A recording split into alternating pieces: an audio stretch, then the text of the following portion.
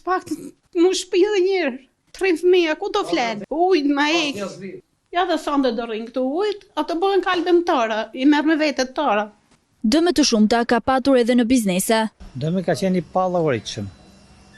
Një ditë më para pa të bërë një furnizim, edhe ujti më njëherë, se si ka vërshyrë nuk e kuptuam, edhe ne. Durrësi po përpiqet të rikthehet normalitetit. Uji është tërhequr, por lagjet e këtij qyteti janë ende në ujë. Banorët po pastrojnë dhe po vlerësojnë pasojat, ndërsa thirrja për ndihmë mbetet kryesore. Për ABC News nga Durrësi, Bleona Prengzaj.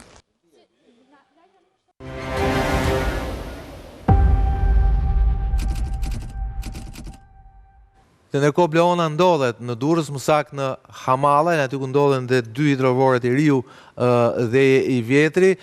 Mi mbroma Bleona.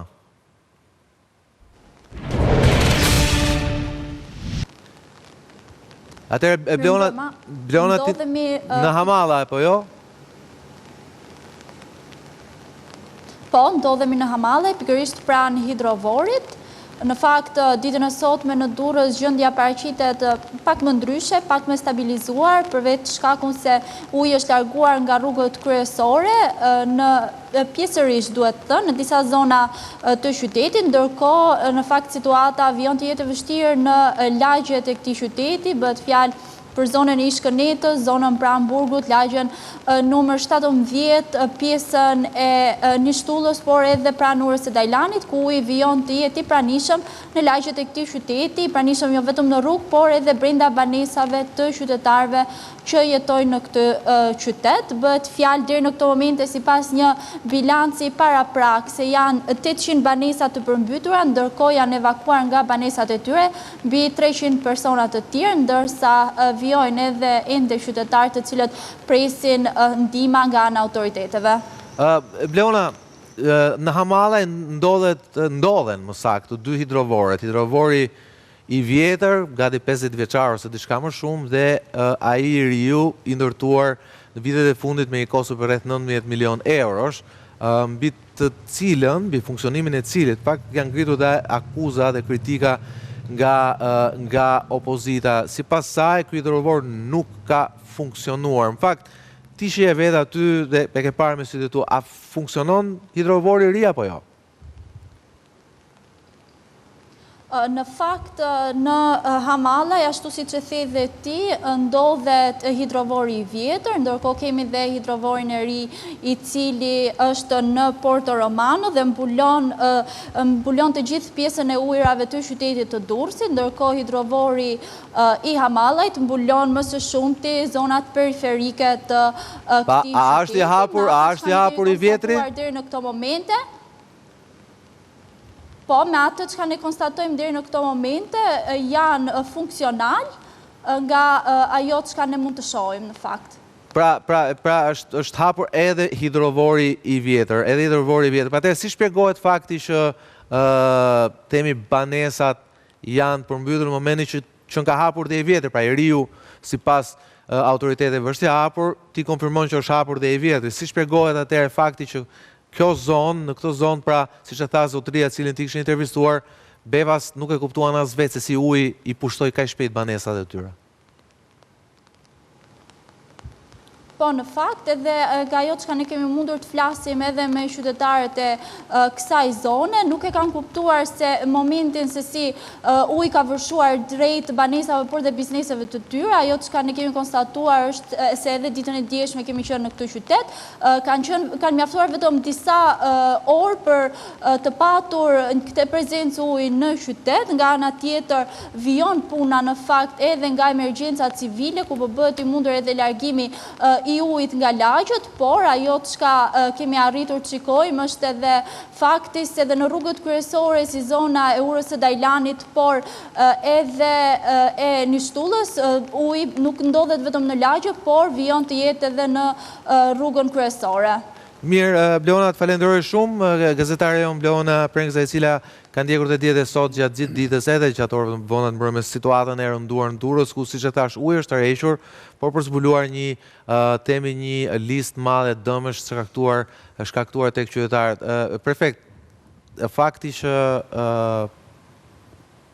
përmbytet një zonë, ndoshta dalim të ajo që tha aty, që ndoshta ka ardhur momenti që mos merrem thjesht me emergjencën, po të shikojmë se realisht si është ndërtuar, pse është ndërtuar, a duhet ndërtuar në një zonë e cila historikisht pra populli ka vënë emrin Kënet, jo më kot. Po, absolutisht. Pra një zonë që normalisht jo për të relativizuar tani situatën aktuale, por patjetër që një peshë specifike të situatës që ne përjetojmë si pasojë intensitetit ekstrem të motit, janë edhe trashëgimi e një zhvillimi të tranzicionit shqiptar që ka lënë gjurmë defektoze në këtë drejtim. Por tani më që dhe bashkit, po themi, kanë një pozitë më të konsoliduar në ushtrimin e veprimtarisë së tyre, edhe ata e kanë detyrim ligjor që 4% minimumi të buxhetit vjetor të njësisëve të qeverisë vendore duhet ta planifikojnë patjetër për mbrojtjen civile. Po ky nuk është një detyrim që nuk mund të ajustohet në kuptimin për tu rritur. Mund të jetë edhe 5%, mund të jetë edhe 6%, sipas specifikave që çdo territor ka, duke marrë në konsiderat edhe historikun e këtyre situatave të brishta në kuptimin e nyjeve ku është vënë në pa amortizimi një rrjeti të caktuar parandalues, një infrastrukture të caktuar parandaluese, dhe mos harrojmë që vitet e fundit qeveria së paku kryesisht mbas situatës së tërmetit të disa viteve më parë, po edhe në rastin e Korçës mbas situatës të tërmetit vitit 2019, ka dhënë një vëmendje të posaçme me transferta të kushtëzuara që delegohen nga buxheti qendror, që vinë si shtesë përpos detyrimit që kanë bashkitë për të planifikuar 4% e tyre të buxhetit për mbrojtje civile, dhe për shembull në qarkun e Korçës, vetëm për vitin e kaluar, kjo vlerë ka qenë diku tek 50 milion lekë të rinj, alokuar nga pushteti qendror drejtuar pushtetit lokal dhe është realizuar në 100% e vet. Që do të thotë që ka ardhur koha që duke marrë në konsiderat dhe duke vlerësuar në mënyrë shumë serioze ndodhit që po përjetojmë, të bëhet një planifikim edhe buxhetor i atyre zërave që duhet patur një ndërhyrje më e prioritizuar në mënyrë që të rrisim vigjilencën institucionale, po edhe për të rritur bagazhin e atyre investimeve cilësore në këtë drejtim që na amortizojnë nëse nuk e zhdukin dot, sepse sigurisht ne jemi gjithmonë subjekti të paparashikueshme, siç ka qenë edhe kjo situatë apo ajo situatë e 2 muajve më përpara, dhe në këtë drejtim mendoj që ka ardhur momenti që të ketë një mundësi të re në vlerësimin se si të gjithë ne së bashku në zinxhirin e institucioneve do duhet të adresojmë këto situata. Ndërkohë kemi, mos gaboj, kemi pamjet që na vijnë, si ju thash, për situatën qafë ploç, si ju thash, ne dërguam korespondentin tonë atje, gazetarin tonë atje për cilët pamjet. Këto janë pamjet, Gëzim, këto në fakt konfirmojnë informacionin që qafë ploça, Qukës qafë ploç, fakt, shpagu për momentin është e bllokuar, pak nga pamjet duket që është e bllokuar. Për pak momente do jetë bllokuar derisa të zhbllokohet. Ndërhyrja provizore, po. Pra, ka një moment, sa mund zgjasë ky bllokim i këtij aksit, sa po ndërtuar le të them? Ndoshta një orë e gjysmë, ka lidhje me rrëshqitjen që është aktive tek ajo që ka ndodhur para pak ditësh. Tani, me që po flasim, dhe ndërkohë do kemi dhe zhvillimet tjera që dhe të ftuar tjerë në program, por me që po flasim dhe po diskutojmë gabimet e bëra në të shkuarën. Ka një debat lidhur me këtë segment rrugor, i cili është planifikuar, mos gabojmë, prej spaku 2 dekadash. Prej 2009-ës.